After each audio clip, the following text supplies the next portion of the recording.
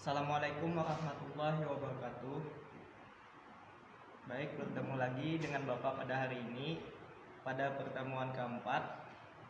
Sebelum kita memulai pembelajaran, sebaiknya kita berdoa terlebih dahulu menurut kepercayaannya masing-masing agar pembelajaran kita pada hari ini dapat dipahami dan bermanfaat. Berdoa dimulai.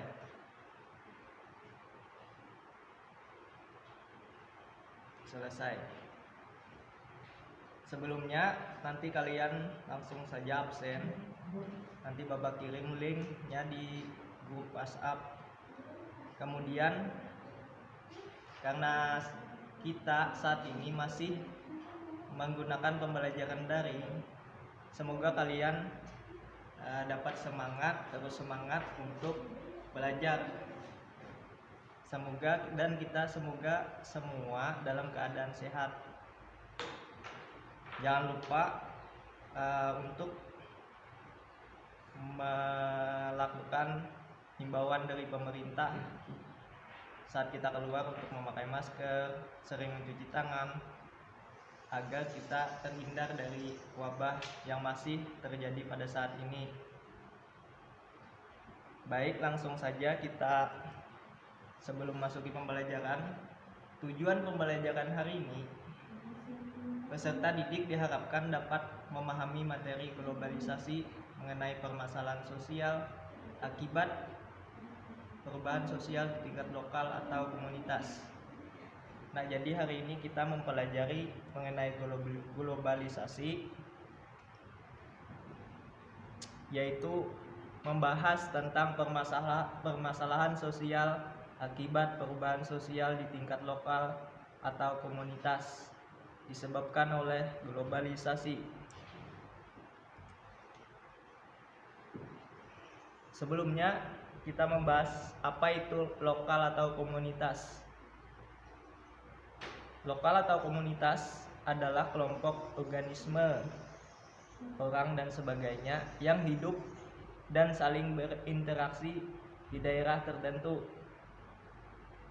Komunitas juga diistilahkan masyarakat setempat, yaitu menunjuk pada warga sebuah desa, kota, suku, atau bangsa. Nah, jadi komunitas atau lokal itu merupakan kelompok seseorang di tempat tertentu.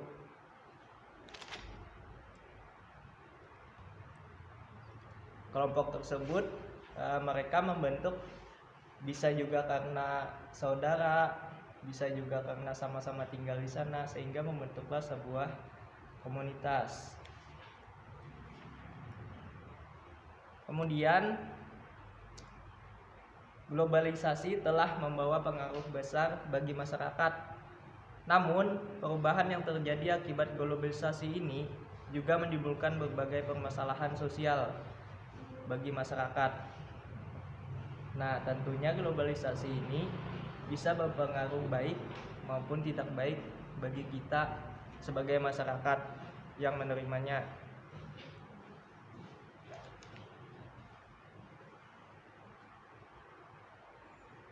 Permasalahan yang timbul dari adanya globalisasi tersebut, yang pertama yaitu adanya cultural shock atau ketidaksiapan, yaitu adalah kondisi ketika masyarakat mengalami guncangan mental akibat belum siapnya menerima unsur-unsur kebudayaan asing yang berbeda dengan kebudayaannya sendiri. Jadi, cultural shock ini umumnya akan muncul pada masyarakat yang belum siap menerima perubahan. Misalnya seperti pada golongan tua yang mengalami ketidaksiapan ini. Contoh, pada saat ini kan kita dituntut untuk melakukan pembelajaran secara online.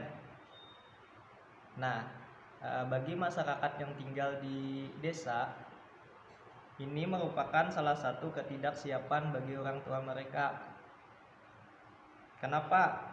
Ya, karena sebagian mereka ada yang tidak mempunyai HP, ada yang tidak mempunyai kota dan sebagainya. Jadi masyarakat di komunitas di desa tersebut tentu belum siap untuk menerima hal yang itu tadi. Nah, kemudian yang kedua yaitu adanya ketimpangan kebudayaan atau cultural lag. Ini adalah kondisi yang tidak seimbang unsur-unsur kebudayaan yang berkembang di dalam masyarakat.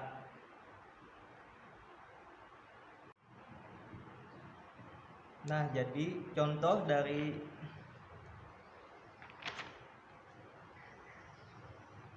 dari cultural lag ini,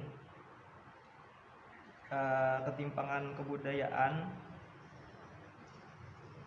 yaitu misalnya seseorang remaja yang melihat gaya dari luar yang dilakukannya di tempatnya, misal seperti gaya berpakaian. Mereka melihat gaya-gaya berpakaian dari orang luar. Kemudian ketika ia memakai pakaian tersebut di desa atau di tempatnya, maka kebudayaan yang terjadi tidak seimbang atau tidak pantas oleh kebudayaannya sendiri, sehingga menimbulkan suatu permasalahan. Nah, permasalahan lain yang muncul misalnya lagi yaitu seperti teknologi modern yang dihasilkan oleh pembangunan menimbulkan efek samping yang justru bertentangan dengan kemajuan.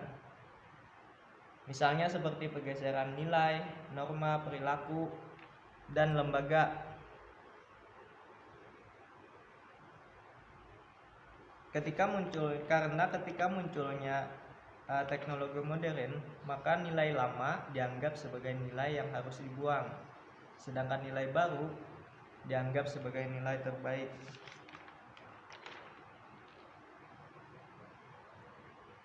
Contohnya seperti nilai pada gotong royong, di mana merupakan nilai kebersamaan itu sangat penting bagi masyarakat Indonesia. Nah, coba kalian lihat apakah masih ada di tempat kalian yang melakukan praktek gotong royong di sekitar kalian. Karena pada saat ini karena pengaruh berkembangnya teknologi modern tadi, sehingga orang sibuk masing-masing. Misalnya nih seperti acara pernikahan. Nah, di situ orang tidak lagi